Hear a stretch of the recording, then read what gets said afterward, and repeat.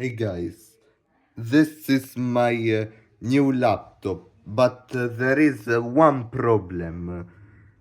Because one problem is blocked by password in my laptop, and the block is installed in Switzerland, but I live in Italy, and I couldn't use the password.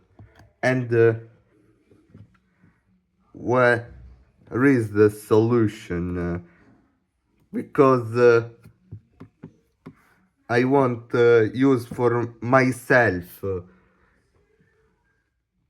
and has my friend has given me at Switzerland is he's from Kids für Kids, and I don't know what I am doing.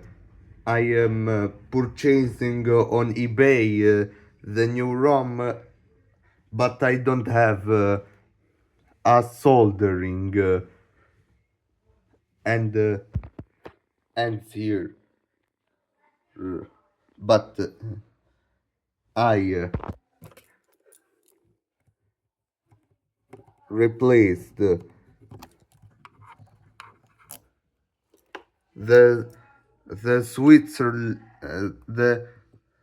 Switzerland keyboard into Italian keyboard because it's difficult to use for me the Switzerland keyboard.